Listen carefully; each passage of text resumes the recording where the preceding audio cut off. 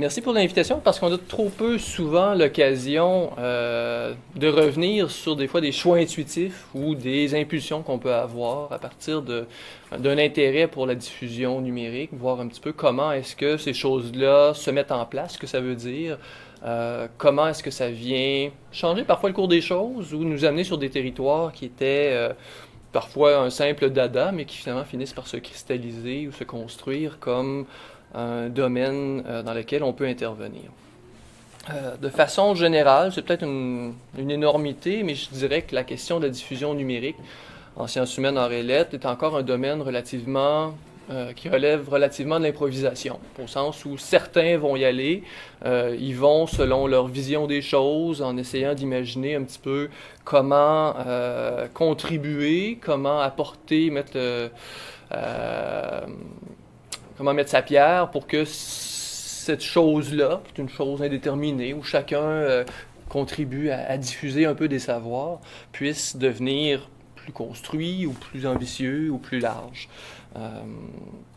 C'est probablement de moins en moins vrai, mais si on regarde le parcours des étudiants, comme vous l'êtes, qui arrivent souvent aux études supérieures et qui ont des notions relativement vagues, parfois absentes, des enjeux de la publication, des enjeux liés à la maîtrise de son identité numérique ou des trucs comme ça, on se rend bien compte que il y aurait peut-être un travail à faire, même du point de vue de la littératie numérique, autrement dit, dès le primaire, dès le secondaire, de cette réflexion à mettre en place sur, bon, qu'est-ce qu'on fait? Quelque chose qui dépasse un peu l'étiquette, mais qui va vraiment dans une vision qu'on peut avoir de ce que l'on projette, de ce que l'on construit en contexte numérique. Mais on y reviendra. Je me suis amusé à mettre évidemment une présentation à l'écran avec certaines captures pour venir agrémenter les choses, mais c'est plus à titre de presque de clin d'œil parfois, quand on va retourner sur la Wayback Machine et aller voir ce qui était le web autrefois. Quelques éléments de contexte par rapport à cette question de la diffusion. On peut peut-être les résumer de deux façons. On peut se dire, bon, ben, les universitaires sont déjà bien occupés, toujours un peu verdâtres. Je pense que c'est de saison, c'est le printemps qui arrive, mais avec d'autres sortes de coïncidences dans notre évolution de carrière. Si on est un peu verdâtre et qu'on est débordé, pourquoi est-ce qu'on en ferait davantage? Toujours la question qu'on se pose. On voit que le rythme des publications scientifiques augmente de plus en plus, d'année en année, de décennie en décennie. Bon, est-ce que ça ne serait pas suffisant déjà pour la société actuelle? Pourquoi est-ce qu'on voudrait en faire davantage? Les outils qu'on a à notre portée sont de plus en plus performants. Il y en a des banques de données, on a des bibliothécaires avisés, toutes sortes d'outils d'indexation. Pourquoi est-ce qu'on se casserait on se casserait le coco pour être capable d'inventer encore des nouvelles choses, puisqu'on a déjà tout ça? Pourquoi on travaillerait à construire des outils numériques si on a des plateformes qui font le travail, que ce soit Academia, que ce soit ResearchGate, que ce soit Google Scholar, qui est en train de mourir d'ailleurs, et autres LinkedIn, qu'on ne sait pas trop à quoi ça sert, mais c'est là. Bon. Par ailleurs, évidemment, toute cette dimension numérique est présente. On pourrait dire que l'exposure des profs et des étudiants des cycles supérieurs est en constante croissance. Que ce soit simplement en présence, en apparition sur différents médias sociaux, que ce soit même dans certains cas d'une forme de médiatisation de certains de nos collègues ou de certains des étudiants que vous connaissez. Il y a tout un envahissement de ces réseaux sociaux dans nos rouages, que ce soit, bon, on reçoit des demandes de contact d'étudiants par Facebook, ce qu'on n'aurait pas imaginé il y a quelques années. On diffuse beaucoup de nos trucs par ces réseaux. On voit des gens qui sont dans des participations citoyennes de plus en plus grandes. Donc, ces réseaux sont déjà intimement liés à nos agirs, à notre mode d'être comme universitaire, comme intellectuel aussi, ou comme créateur dans certains cas. Et de plus en plus, on pourrait dire, en une forme de clin d'œil, qu'il y a là toute une difficile séparation entre l'Église et l'État, ce qu'on disait autrefois, donc entre la vie professionnelle et la vie privée. On va s'apercevoir qu'il y a certaines personnes du milieu universitaire dont on sait toutes sortes de choses inquiétantes sur leur vie privée, que ce soit, bon, par leur intérêt général pour la littérature, parce qu'ils vont avoir leur lecture dont ils vont parler, mais qui ne relèvent pas nécessairement de leur travail, qui ne relèvent pas nécessairement de leur poste universitaire, mais dans certains cas, une incursion dans la vie privée qui est un peu inquiétante et qui nous amène à se poser la question, ben, pourquoi donc on mélange toutes ces choses-là sur les réseaux sociaux? Bref, pourquoi est-ce qu'on s'en ajoute? Pourquoi est-ce qu'il faudrait être présent dans un contexte numérique quand on voit à la fois cette profusion et déjà cette exposition qui est là, un peu par défaut, exposition de notre personne, de ce que l'on fait, de nos activités? La réponse, elle est un peu bête, c'est de dire que d'une certaine façon, on n'a pas vraiment le choix. Parce qu'une partie de la vie universitaire, de la vie scientifique qui s'y déroule, s'il y a de quoi qui se passe là, d'une certaine façon, il faut y être pour pouvoir être capable d'intervenir, de pouvoir bien saisir ce qui se passe dans tout ce versant de la vie professionnelle. Que ce soit nous comme universitaires, mais on pourrait dire la même chose de n'importe quel grand dirigeant de compagnie, que ce soit de différentes autres personnes pour qui les réseaux sociaux, pour qui Internet joue un certain rôle dans leur fonctionnement. Aussi, peut-être de façon corollaire, ne pas oublier, forme d'illustration, que le numérique n'est pas détaché de la réalité. On a souvent eu tendance, surtout pour les plus anciens, à dire, bon, ben là, le numérique, l'Internet, c'est virtuel. Comme si c'était une chose qui n'existait pas, comme si ça renvoyait à un monde à part, un monde complètement détaché, qui finalement était à côté, mais que c'était une sorte de lubie ou une sorte d'invention qui n'avait pas de rapport avec la réalité. Pourtant, on le voit bien, de la cyber-intimidation jusqu'à toutes sortes de... je sais pas, on prend les versants négatifs, là, mais jusqu'à toutes sortes de délires de trolls ou de délires dans les commentaires sur les sites de nouvelles, on voit bien que ça a une incidence réelle sur la vie que l'on mène et que ce territoire-là est tout à fait important. Et qu'un des enjeux, c'est très certainement de maîtriser, au point de départ, notre identité numérique. Une identité qui est forgé de ce que l'on est ici quotidiennement. Donc, vous aurez une idée de qui je suis, de quel genre de rigolo je peux être en personne, mais vous aviez probablement une idée si vous étiez allé voir sur Google, sur les outils. Ah oui, ben, c'est quelqu'un qui fait les choses de telle façon. Ben, ce que je fais en ligne me définit aussi. Il faut pouvoir être capable de le maîtriser. Chez nous, à l'Université Laval, je fais à tous les ans une sorte de topo aux étudiants en début de deuxième cycle sur les outils de recherche qui sont utiles pour les gens en études littéraires. Et j'ai ajouté un petit 5 minutes pour le plaisir sur cette question d'identité numérique. Parce que les étudiants sont souvent pas très conscients de ce qu'ils projettent. Un des exemples les plus flagrants et les plus choquants, jusqu'à un certain point, c'est de rappeler aux étudiants que leur adresse courriel est très porteuse, parce que souvent, il y a des étudiants qui arrivent fin de bac ou début de maîtrise et qui ont encore leur adresse Hotmail du début du secondaire et du genre pipi caca Hotmail. On rigole, mais il y en a plein qui ont encore de ces adresses complètement farfelues, qui vont continuer à les suivre, qui vont se présenter sur le marché du travail. Quelqu'un va les googler, ils vont retrouver cette adresse-là en disant « Ben, c'est qui ce bozo-là? » On est déjà en train de construire une partie de notre identité à partir par exemple, de ce choix d'une adresse courriel. Mais j'incite les étudiants aussi, particulièrement ceux qui sont en création, à se construire une sorte de portfolio. Projeter, occuper l'espace numérique à partir de ce que vous êtes, de ce que vous faites, de ce que vous voulez qu'on voit de vous. Et non pas vos photos de beuverie sur Facebook, c'est l'exemple classique, mais malheureusement, il y en a encore tout plein. Et être capable de choisir, de pousser ce que l'on veut, que ce qui soit visible de nous, de ce que l'on fait, et de contrôler évidemment la partie qui y est et qu'on le contrôle plus ou moins facilement, parce que ce sont nos amis évidemment qui nous taguent, etc. Maîtriser cette identité numérique, donc, qui est une zone tout à fait nécessaire. Donc, contexte en général que je voulais mettre de l'avant, donc la part un peu sérieuse. Mais bon, j'ai écrit dans mes notes, je fus jeune et je le suis moins, donc ça va être enregistré. Ce que je vous propose, c'est peut-être un petit retour en arrière pour voir un peu le parcours qui m'a amené un peu sur les internets et voir de quelle façon ça s'est construit. Donc, à partir d'un petit parcours biocytographique, si on veut,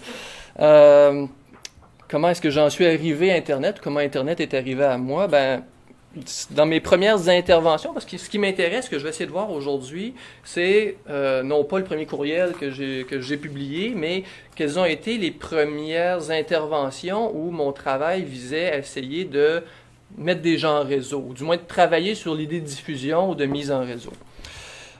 Malheureusement pour moi, parce que je dis je suis jeune, c'était il y a 18 ans, donc certains d'entre vous étiez probablement aux couches. Ça fait mal. Et les premiers balbutiements de ce travail sur la mise en réseau ou sur le fait de rassembler des gens, bon, évidemment, comme tous les autres de cette époque, j'ai eu les premières années où j'explorais le courriel. C'était vraiment bizarre à l'époque, mais bon, on avait une adresse courriel. On pouvait envoyer des courriels, mais on ne savait pas à qui les envoyer, mais c'était le début. Quelques années à se demander comment fonctionne Usenet, le système de nouvelles ou de forums qui existait, à explorer des goofers, peut-être que vous avez jamais entendu le mot, mais bon, je vois Sophie qui opine du bonnet, à tester les premiers sites web, on était en 94-95. Un petit peu plus tard, donc, ce que j'avais essayé de faire, c'est de partir une liste de discussion, c'était très trendy à l'époque, là, de faire des listes, qui portaient sur les genres littéraires. J'étais un peu désœuvré, c'était le passage entre la maîtrise et le doctorat, et d'essayer donc de rassembler des gens, de jaser. Ça jasait pas fort, mais néanmoins, ça m'a permis d'établir des liens, de connaître certaines personnes, d'essayer de comprendre un peu le fonctionnement. Donc, je ne suis même pas allé voir si j'avais encore des archives de ça, mais je ne suis pas sûr que ça me tente d'aller voir. Mais ça a quand même été le rouage parce que j'ai eu, par cette liste-là, un courriel un jour d'un des abonnés qui me disait « Ah, j'ai l'idée de partir un site, est-ce que tu voudrais collaborer? » Et c'est à partir de là, en 98, autrefois jadis, c'est l'ancien millénaire quand même, notez-le, que Fabula est né.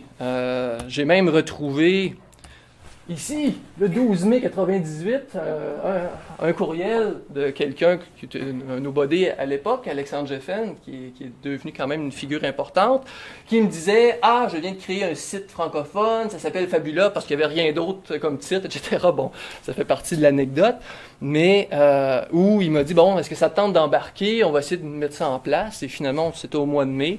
Et début janvier 1999, Fabula est né. Ça ressemblait à peu près à cette chose-là. Bon, le logo n'a pas rapport, c'est Internet Archive qui a substitué une image. Mais c'était les débuts de Fabula, qui était un peu fabuleux, oui, à l'époque, un peu révolutionnaire, du moins dans le monde francophone, parce que on était là dans une forme de travail sur le communautaire, constituer une communauté de gens dans le domaine francophone. À l'époque, il y avait déjà une liste qui était notoire du côté anglophone, qui était le Call for Papers, qui était tenu par UPenn aux États-Unis, qui était la liste de diffusion pour tous les appels à colloques, etc.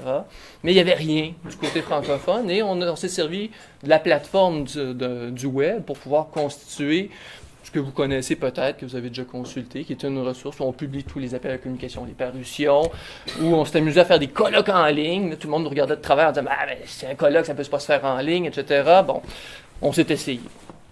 Et c'est devenu ce que vous connaissez probablement, dans lequel je me suis investi une dizaine d'années, donc de 99 à 2009, et qui a beaucoup évolué, qui a beaucoup grossi à travers les années, et qui a été une sorte d'école, évidemment. J'étais pendant mes années de doc, ça permettait de réfléchir sur comment est-ce qu'on construit une communauté, quels appels on fait, comment on recrute des gens, comment on dépasse les frontières de l'Hexagone, ce qui était tout un défi, qui a toujours été une tension vive à l'intérieur du groupe autour de Fabula, parce que c'était évidemment un noyau très français qui voulait bien s'ouvrir, mais qui gardait souvent des repères, un mode de fonctionnement plus typiquement hexagonal.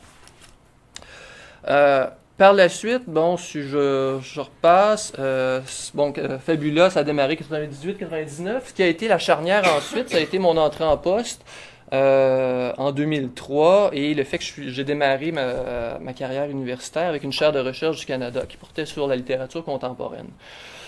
Forme de contexte où il y a une pression pour dire, bon, ben, il faut établir un champ de recherche. En 2003, les outils étaient peu nombreux, voire inexistants dans le champ de la littérature contemporaine de langue française.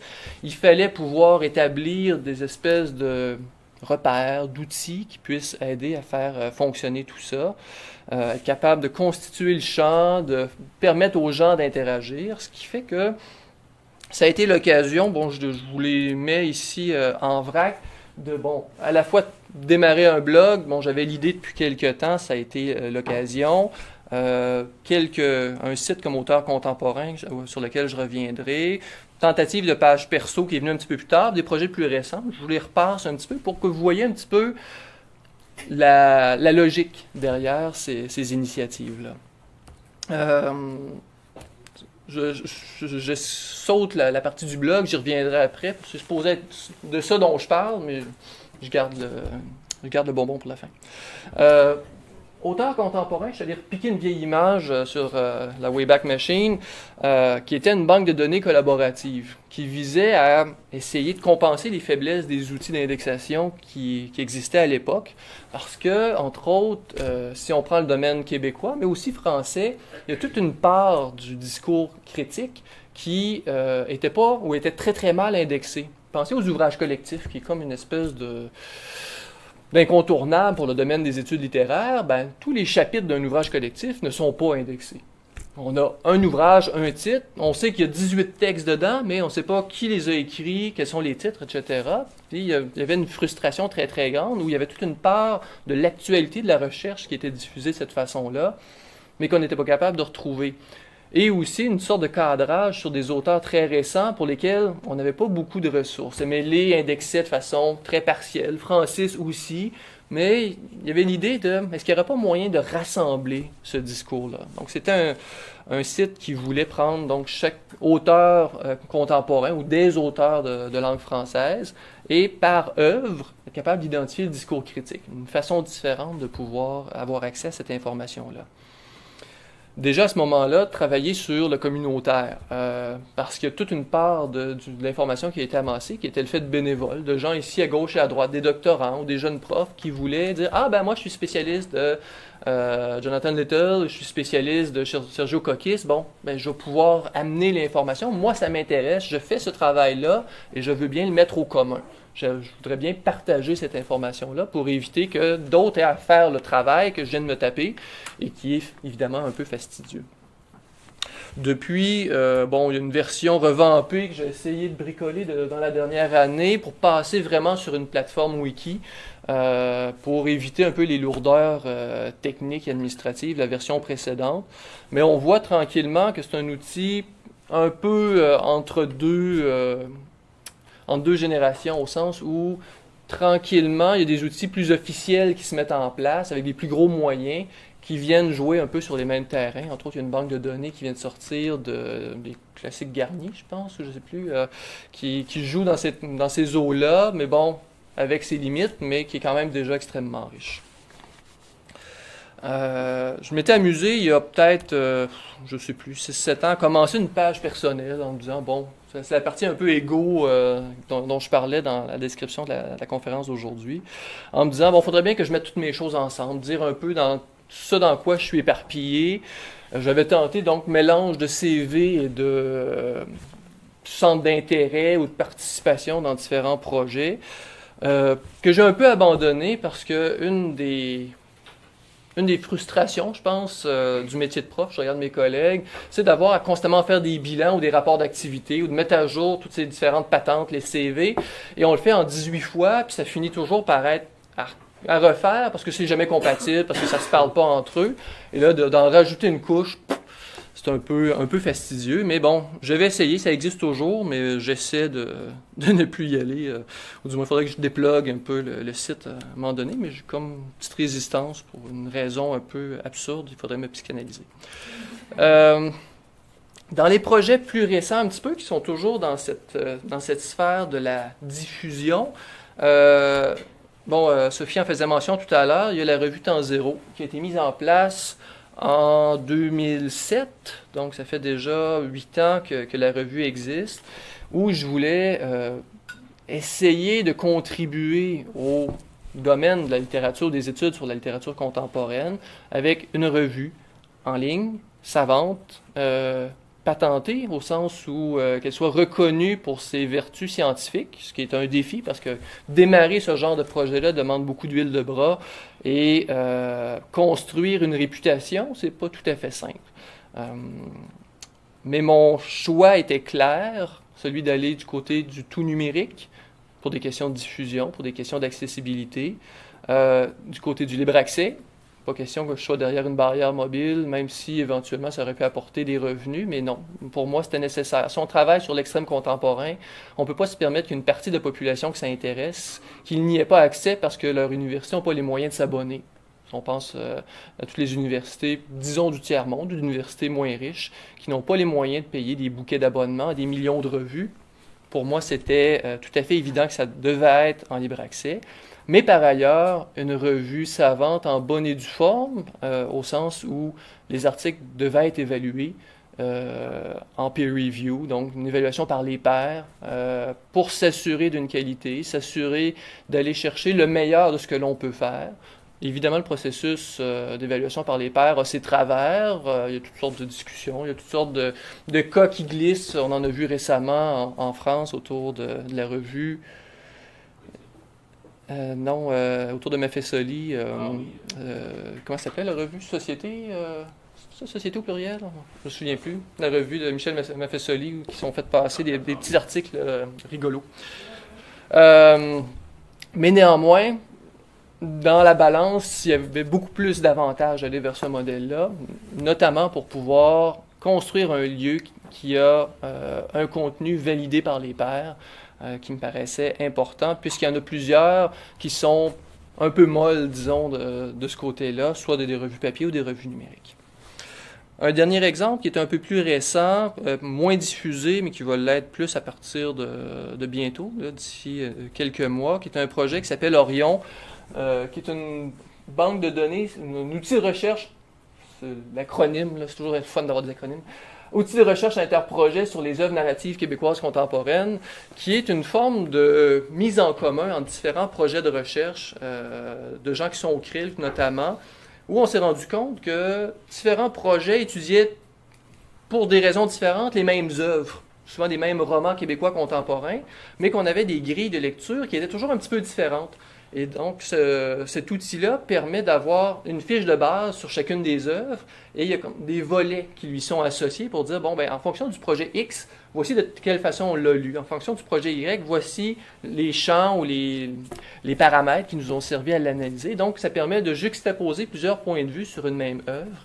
Et cet outil-là, qui est une sorte de banque de données en ligne, permet de mettre ensemble toutes ces informations pour que ça soit utile ici à un autre projet de recherche, là à des enseignants, là à des étudiants qui pourront enrichir leur lecture des œuvres à partir du travail qui a déjà été fait.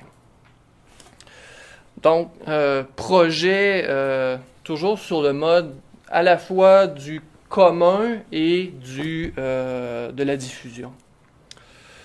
Quels sont les projets, René, qui sont impliqués dans cette base-là? C'est beaucoup des projets qui sont... Plusieurs sont liés à l'équipe FRQSC à laquelle je suis rattaché. Donc, projet de Robert Dion, Martine-Emmanuel Lapointe, André Mercier, un ou deux d'André Mercier, un ou deux de mon côté aussi, qui fait en sorte que, bon, ça s'est voué à croître, mais pour l'instant... mais quand même à fédérer, oui. Fédérer, si on veut, ce qui se passe dans votre équipe de recherche. Oui, tout à fait. Qui n'est pas nécessairement une cohérence scientifique, mais une cohérence d'objets, ou au sens où ces objets d'études qui nous sont communs sont de cette façon-là mis en lumière par différents angles d'analyse. Dernier projet qui est en finalisation, mais qui est dans la même logique, mais que le projet lui-même est un peu différent, c'est toute la refonte qu'on est en train de finaliser du site web du CRIC, donc le centre de recherche que je co-dirige, parce qu'on a voulu rendre disponible la production scientifique des chercheurs. Chose qui est un peu absurde, chose qu'on ne faisait pas, qui était un peu absurde dans le sens où il y a plusieurs instances de recherche ou des départements qui vont donner des CV, souvent incomplets ou souvent pas à jour, des profs ou des chercheurs qui sont dans cette unité-là. Et, pour prendre l'exemple du CRIL, tout ce qu'on avait, bon, c'était quelques entrées, mais sinon on avait des superbes rapports annuels en PDF.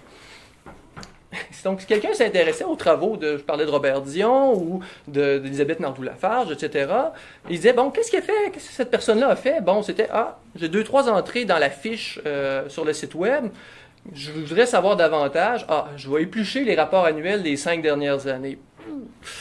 Fastidieux, ennuyeux, complètement inefficace.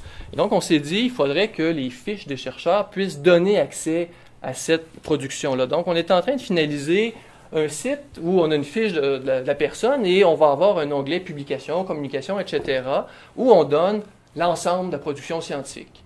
Être capable, donc dans ce cas-ci, c'est le début, les textes liminaires, dans la catégorie texte liminaire, on a un ensemble d'entrées et pour chacun, on va avoir une entrée ou une fiche, on peut voir l'ensemble des métadonnées de chacune des productions. Dans ce cas-ci, bon, le résumé n'est pas là, il faut que je l'ajoute, mais la référence, les sujets, la façon de citer, des informations, dates, etc. Vraiment faire un référencement avec métadonnées complètes et, quand c'est possible, accès au texte en version numérique. Parce que souvent, ils sont libres, sont déjà disponibles sur Internet, mais le but étant de construire une forme de cohérence, de donner accès à l'ensemble de la production des chercheurs, parce qu'on devrait le faire, et souvent parce que les centres de recherche ont la mission de mettre en valeur les travaux qui se font à l'intérieur du centre. Si ce n'est pas le site web qui le fait, on ne fait pas notre job. C'était une sorte de point aveugle dans les dernières années, peut-être parce qu'on ne se donnait pas les moyens ou qu'on n'avait pas les outils pour le faire, mais aujourd'hui, c'est rendu tout à fait normal de l'envisager. C'est sûr que ce n'est pas toujours très simple, c'est souvent lourd, mais le pari, c'est que ce sera bénéfique à la fin du parcours parce qu'on gagne en visibilité, on gagne en accessibilité aux travaux qui sont faits. Un petit peu l'équivalent du patrimoine de l'OIC.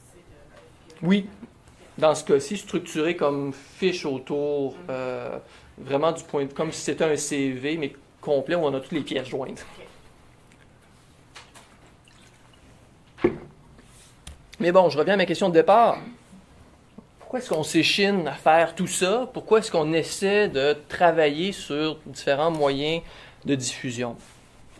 Notamment parce qu'il y a plusieurs logiques. Il y a plusieurs, on pourrait le voir, plusieurs convictions idéologiques. C'est des logiques qui interviennent et qui s'affrontent et qui sont conjointes. Une logique de communauté. Développer Fabula, c'est construire une communauté francophone autour des études littéraires, avec un intérêt pour la théorie, qui était en France à ce moment-là pas nécessairement très valorisée, notamment à cause d'une espèce de retour du refoulé du structuralisme qui avait encore des incidences, mais bon, qui est en train de disparaître, évidemment. C'était aussi, a priori, cette idée autour du site auteur.contemporain.info, de mettre ensemble des gens et de donner à la communauté le travail que l'on fait les uns et les autres. Et évidemment, la mission de Temps Zéro, de faire en sorte que le champ des études sur les écritures contemporaines puisse se développer, puisse être augmenté en donnant un lieu pour la publication de textes spécialisés qui souvent avaient, à ce moment-là, un petit peu de difficulté à s'insérer dans des revues déjà existantes. Logique de communauté. Logique de collaboration, donc encore plus par auteurs contemporains, aller chercher des bénévoles, des gens qui voulaient contribuer. On le voit, cette collaboration aussi à travers Orion, dont je vous parlais, par cette mise en commun des... Ce n'est même pas des résultats de la recherche, c'était vraiment de ces matériaux intermédiaires, ce que certains appelleraient des données de la recherche, qu'on voulait colliger et rendre disponibles parce qu'il y a là une matière riche qu'on n'exploite pas à fond. Parce qu'évidemment, si on fait faire des fiches de lecture à des étudiants dans le cadre d'un projet, on va utiliser 1%, 2% de ce qui a été amassé et on va souhaiter par après que le travail qui a été fait ne soit pas perdu, qu'il se retrouve dans le fond d'un tiroir, parce que c'est souvent un peu un tiroir virtuel, c'est souvent, hélas, le destin de bien des fiches de lecture qu'on fait faire à des étudiants dans le cadre de projets. Et enfin, un enjeu ou une logique de diffusion, être capable de donner accès à travers la conviction pour le libre accès au savoir scientifique, que ce qu'on peut voir dans Temps Zéro, qu'on peut voir par tout le travail de mise en commun ou de rassemblement des références dans le site Auteurs contemporains, que vous voyez aussi par le dernier exemple que je vous présentais, là, du site web du CRIL, mais qui est une initiative qu'on voit de plus en plus dans différentes unités. Pour moi, c'est une façon donc de vous placer un peu la logique ou du moins le fil conducteur à travers ce qui peut apparaître une sorte d'éparpillement dans différentes initiatives. Arrivons à cette question centrale, ou du moins ce qui était un peu l'appel du pied de Sophie, un blog. La question demeure, en quelque sorte, pourquoi tenir un blog? À quoi ça sert? Pourquoi aujourd'hui encore tenir un blog? Dans mon cas, c'était un souhait un peu non expliqué ou pas nécessairement très argumenté de ma part dès 2003. C'était, comme je vous disais tout à l'heure, l'entrée en poste. C'était aussi, bon, les gens tenaient des blogs. On va aller voir ce qu'on peut faire sur cet espace-là. Donc, je m'étais amusé, c'est ça, quelque part, faire un calepin en 2003. C'était à peu près une des premières moutures. C'est hyper graphique. Là, vous voyez vraiment le raffinement. Au point de départ, ce que je sentais, ce que je voyais chez ceux qui en avaient, qui pouvaient m'inspirer un peu, c'était un espace de parole, un espace de dialogue.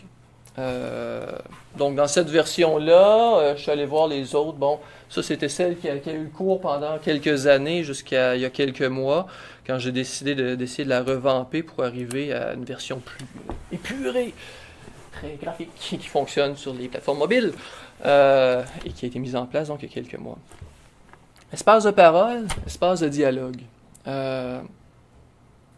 Pour avoir une parole peut-être plus libre, souvent, je dirais que c'est pas extrêmement rigide dans le domaine des études littéraires. Il y a des domaines où l'écriture scientifique est beaucoup plus cadrée, beaucoup plus rigide. Dans notre cas, quand même, souvent le devoir de réserve, la volonté d'une argumentation blindée, des références scientifiques, etc., font en sorte que on produit des articles qui peuvent nous laisser insatisfaits à certains égards parce qu'on a l'impression peut-être de pas pouvoir exploiter certaines intuitions aussi loin qu'on voudrait, qu'on est dans un travail au long cours. Écrire un article scientifique pour un dossier qui va paraître dans 1 an et demi, l'impression que les idées s'éventent un peu, bon, on stabilise les choses, ça se met en place à l'intérieur d'un article, mais le processus est long. Le processus fait en sorte que on va avoir un feedback à un moment où finalement on est passé à autre chose. C'était intéressant au moment où on l'écrivait, mais on a comme le sentiment que il y avait quelque chose qui pétillait un peu dans une idée ou dans un momentum parfois et que ben, c'est bien le fun, mais une fois que l'article est publié, qu'on a corrigé les épreuves 3 fois, puis qu'on ne veut plus en entendre parler, ben c'est là que les gens commencent à nous en parler, puis bon, on est un petit peu déphasé par rapport au moment de l'écriture. Un blog, un carnet, vous voyez l'appellation que vous voulez, permet de travailler un peu plus à partir d'intuition. Parfois même de garder des traces de pistes qui ne sont pas abouties. De lancer des bouteilles à la mer. Il y a un petit peu cette dimension-là, puisqu'on est dans une zone qui n'est pas régie de façon aussi étroite qu'une revue savante, évidemment, mais qui est aussi, bon, évidemment une vitrine où il doit y avoir une forme d'autocensure. Il faut toujours essayer de garder une petite gêne, mais aussi parce qu'on sait bien, et je reviens à ce que je disais plus tôt, que ce que l'on construit de notre identité numérique passe notamment par ce lieu d'écriture, passe par le ton qu'on va y tenir, passe par les coups de gueule qu'on va se permettre ou qu'on va censurer parce qu'on se rend bien compte que si on commence à casser du sucre sur le dos de tout le monde à travers un blog, ben que ça va finir par avoir une répercussion sur « Ah ben lui, c'est juste Un chialeux, il fait juste essayer de se positionner, il fait juste détruire ses collègues pour pouvoir se mettre de l'avant. Il faut être conscient, évidemment, de ce que ça peut jeter comme éclairage. Au point de départ, et là, il y a une forme d'évolution du blog ou de l'usage des blogs dont on reparlera, ça permettait aussi d'engager une conversation. Toute la partie commentaire qui était plus effervescente, disons, dans les années 2000, qui a considérablement réduit. Une des explications, une chose s'appelle Facebook qui est apparue, mais on y reviendra. Que m'a permis, je vais parler au passé, mais bon, si je continue un peu en dilettante, que m'a permis le blog, ou que me permet de faire le blog, quelques exemples. Dans certains cas, un besoin de partage. Dans ce cas-ci, le démarrage, c'était quand ça? C'était au mois de mai passé. J'ai eu la commande de développer un cours en ligne sur la culture numérique. Je brassais des idées, une sorte de réflexion large. J'avais pas nécessairement autour de moi, dans mon milieu, des interlocuteurs qui pouvaient m'alimenter. Parce que, évidemment, si on m'a donné à moi de faire ça, c'est parce que les autres ne pouvaient pas le faire. Ben, pas parce que j'étais la dernière ressource, mais néanmoins, on savait que j'avais un intérêt. Et volonté de cadrer les choses, d'avoir un peu une forme de distance par rapport à cette réflexion, et idéalement, d'aller chercher des échos auprès de collègues ici et là qui auraient pu faire un pareil parcours. Et même d'une certaine façon, asseoir cette réflexion-là, de l'écrire, pour voir ce que ça donne. Parce que souvent, on est dans notre tête, on brasse les idées, on pense voir les choses, puis on essaie de l'écrire. C'est la même chose pour un mémoire de maîtrise ou une thèse. Là. Sauf qu'on se met à écrire, on se rend compte que c'est pas nécessairement si clair qu'on pensait, ou du moins que la façon de le mettre en mots vient orienter les choses. C'était un exemple. Dans certains autres cas, un partage d'un autre ordre où on veut laisser des traces. Dans ce cas-ci, je m'étais amusé, le cas est un peu étrange, mais bon... Pour Temps Zéro, j'étais en train de revoir la maquette de la revue et je voulais arriver à un résultat tout à fait simple, mais tout à fait compliqué à mettre en forme. Du point de vue typographique, je voulais pouvoir insérer des espaces fines insécables. Autrement dit, vous connaissez le principe des espaces insécables. En typographie, il y a des insécables normales et il y a des insécables fines qui permettent d'avoir, disons, l'espace entre un mot et le guillemet. Pour pas que ce soit un espace de la même grandeur, pour faire en sorte que les guillemets soient plus près du mot qu'un espace normal.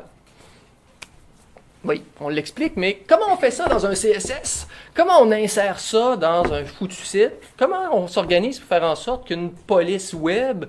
Certaines, ça fonctionne, d'autres, ça fonctionne pas.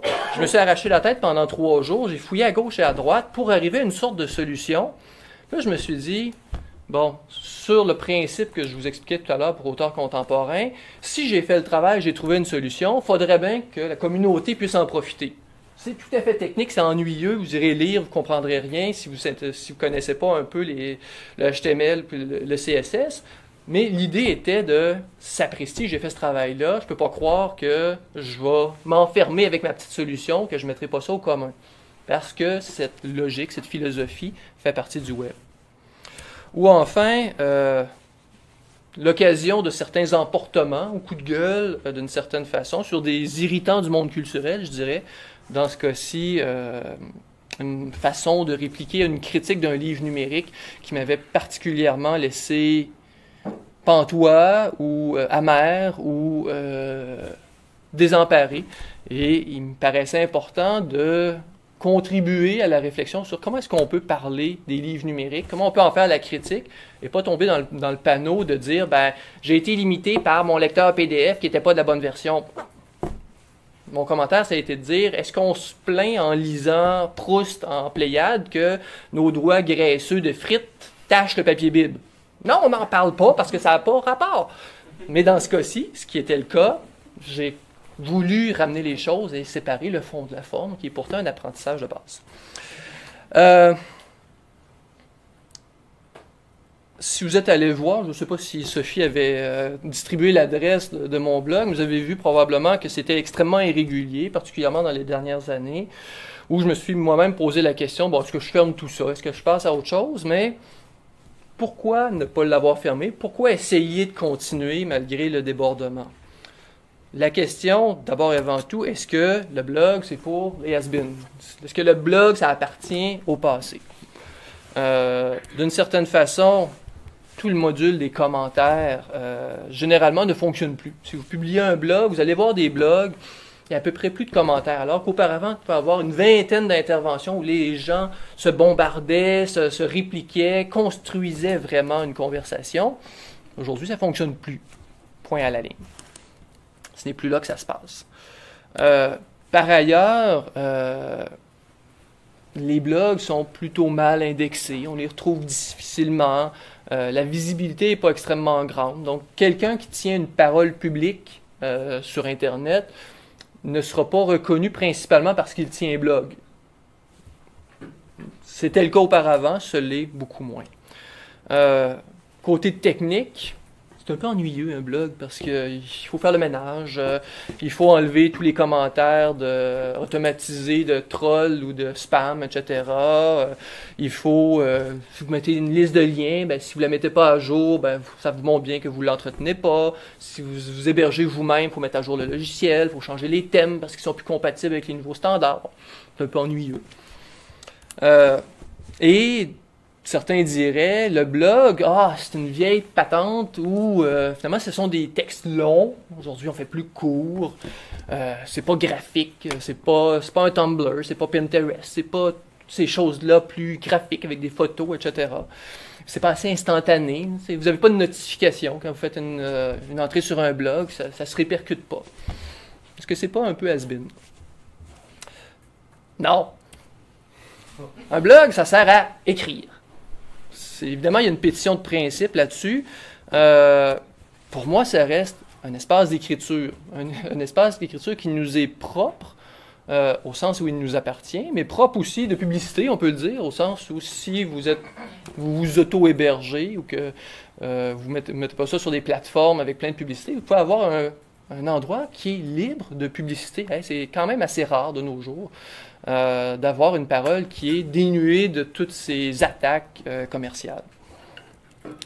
Un endroit où il n'y a pas de contraintes éditoriales, où vous n'êtes pas pris par des règles de publication qui vous sont externes et où vos textes vous appartiennent. Si vous allez sur Facebook, vous lisez le contrat de service de Facebook, vous allez vous rendre compte que ce que vous écrivez sur Facebook appartient à Facebook. Ces textes ne vous appartiennent pas.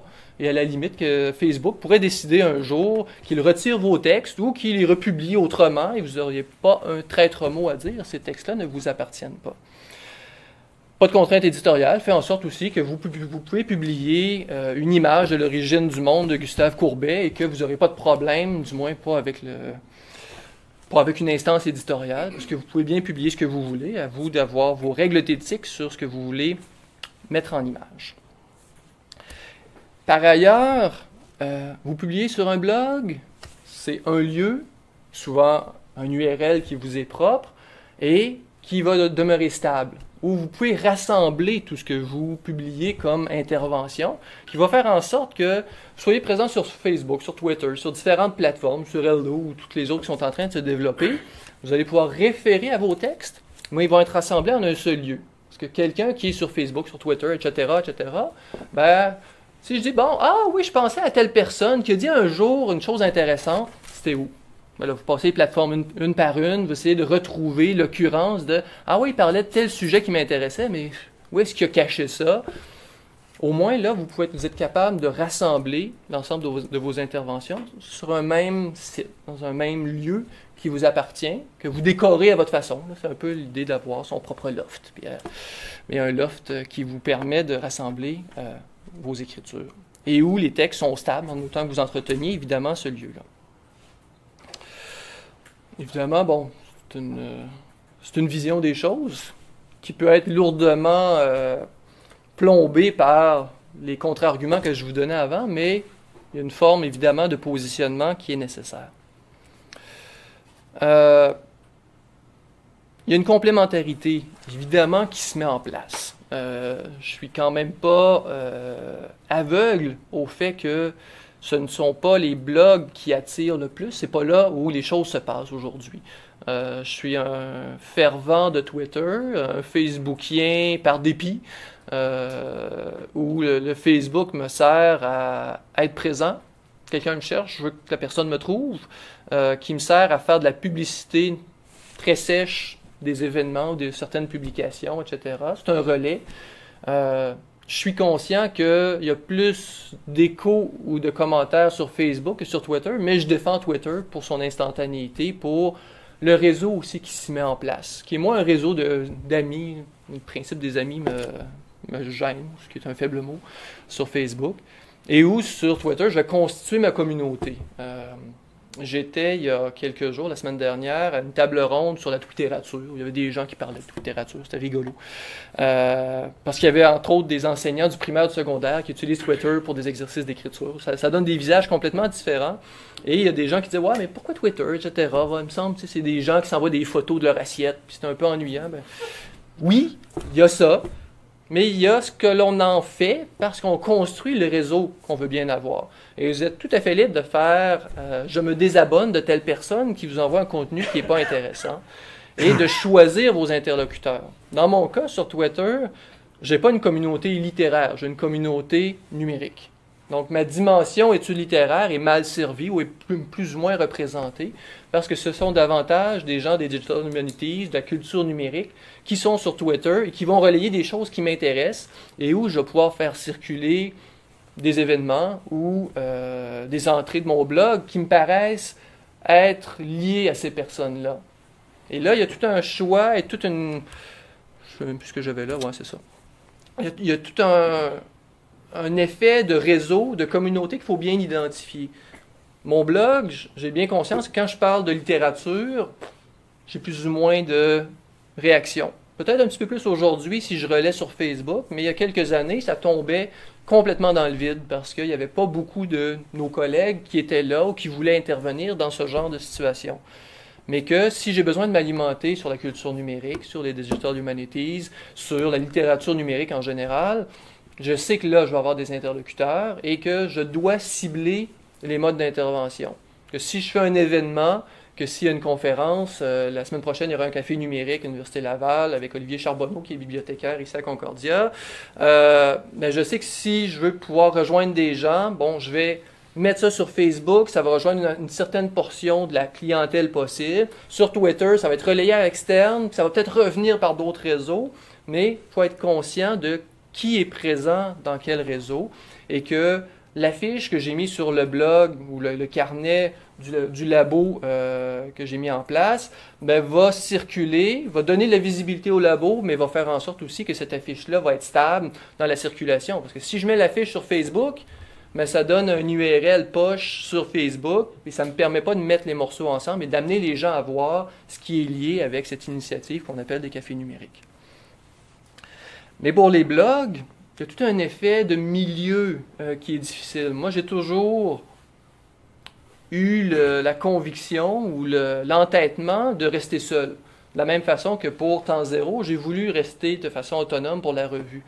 Mais on voit, entre autres, peut-être que vous connaissez la fédération de carnets qui a été montée par Open Edition en France, qui s'appelle Hypothèse, hypothèse.org, où il y a tout un réseau de carnets de recherche en sciences humaines et sociales, et où il y a toute une forme de validation, d'appui de publicité interne à l'intérieur de la fédération. Ça existe. Ça va donner une certaine forme de visibilité, mais qui est beaucoup plus ingrate pour des blogs qui sont autonomes, comme le mien, qui est hébergé sur mon site, qui n'a pas une URL d'une pépinière ou d'une fédération comme Open Edition, qui n'est pas lié à une institution de façon explicite, ou qui n'est pas un carnet sur l'OIC, par exemple, qui attire quand même d'une certaine façon.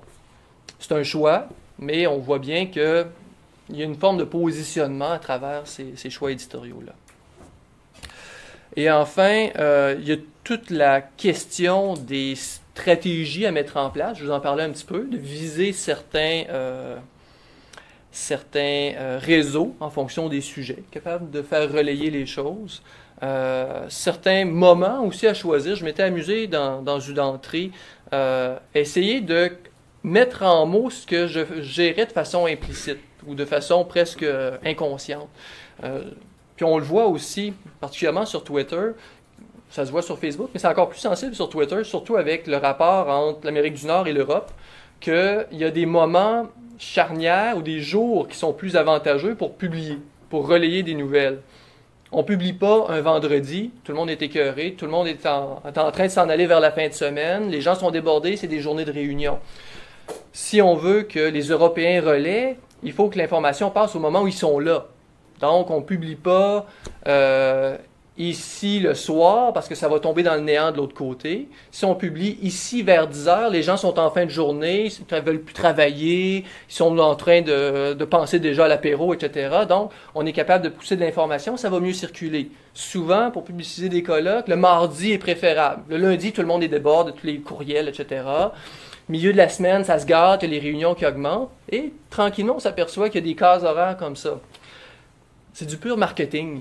Mais en même temps, on se rend compte à la longue que si on publie une entrée, ou on fait un relais sur Facebook ou sur Twitter, ou qu'on publie une entrée de blog qu'on essaie de publiciser, et qu'on ne le fait pas au bon moment, étonnamment, dans certains cas, ça va tomber dans le néant. Et dans d'autres cas, oups, ça va lever.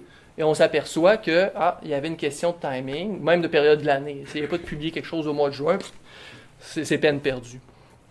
Et c'était notamment sur cet article, là, je reviens à l'Ego Trip, une entrée que j'avais mise sur mon carnet, là, je vous ai fait un tiny URL pour le retrouver plus facilement, où j'avais décrit cette stratégie de com. Je pense que c'était fin juillet, et je m'étais dit, où j'avais fait le pari de dire, je publie l'entrée sur mon blog, point. Je ne le publicise pas, on va voir s'il va circuler. Ce qui était complètement suicidaire du point de vue de l'intérêt que pourrait susciter cette entrée-là. Finalement, ça a fini par circuler un petit peu, mais je sais que les gens vont pouvoir y retourner, que ça apparaît là, que par mots-clés, les gens pourront le trouver sur Google ou peu importe. Mais on s'aperçoit bien que on est dans un monde de la gestion de la visibilité, la gestion des réseaux auxquels on s'adresse, c'est la question que j'ai évitée finalement pendant toute la présentation, qui était dans mon résumé. Bon, est-ce que faire un blog, être sur Twitter, être sur Facebook, venir parler ici aujourd'hui, avoir accepté l'invitation alors que je me tape 5 heures de bus, est-ce que c'est un simple ego trip? Peut-être. Dans certains cas, c'est plus palpable chez certaines personnes que chez d'autres, mais mon pari est qu'il y a des intérêts supérieurs, je disais dans le sous-titre, ce bien commun, juste avant le point d'interrogation, qui me paraissent importants pour les universitaires que nous sommes, pour faire en sorte que ce que l'on fait, ce pour quoi on est payé, bon, évidemment, passe dans des cours, passe dans la formation qu'on donne aux étudiants, mais puisse circuler, puisse se rendre aussi aux bons interlocuteurs, surtout dans un domaine où ça bouge extrêmement vite, comme le contemporain, comme le numérique, et que ces contributions-là puissent changer la donne pour des domaines qui sont en construction, où il n'y a pas de doxa, où il n'y a pas déjà de discours critique fortement établi. Pour moi, c'est un intérêt supérieur qui justifie le reste. Donc la fin justifie les moyens? Je ne sais pas. Peut-être ce sera le mot de la fin.